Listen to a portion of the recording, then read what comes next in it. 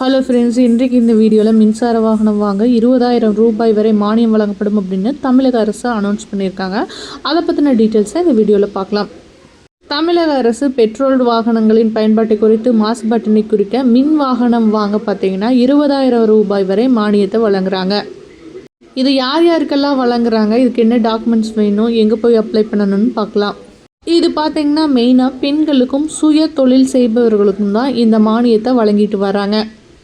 இதுக்கு எங்கே போய் அப்ளை பண்ணணும் அப்படின்னா, மின்சார வாகனம் விற்பவர்கள் மற்றும் கவர்மெண்ட் ஆஃபீஸில் போயிட்டு கேட்டிங்கன்னா இதற்கான டீட்டெயில்ஸ் சொல்லுவாங்க. அங்கேயே அதற்கான ஃபார்மும் கொடுப்பாங்க. அதற்கு ஏற்ற மாதிரி டாக்குமெண்ட்ஸ் எல்லாம் அட்டாச் பண்ணிவிட்டு கொடுத்தீங்க அப்படின்னா உங்களோட ஃபார்ம் டீட்டெயில்ஸ் எல்லாம் ஒன்ஸ் வெரிஃபை பண்ணிவிட்டு அந்த வண்டியோட அமௌண்ட்டில் உங்களுக்கு 20,000 ரூபாய் வரைக்கும் உங்களுக்கு சலுகைகள் வழங்கப்படும் அப்படின்னு சொல்லிட்டு தமிழக பட்ஜெட்லேயே அனௌன்ஸ் பண்ணியிருக்காங்க. இது பார்த்திங்கன்னா 2,000 பேருக்கு வழங்கப்படும் அப்படின்னு சொல்லியிருக்காங்க.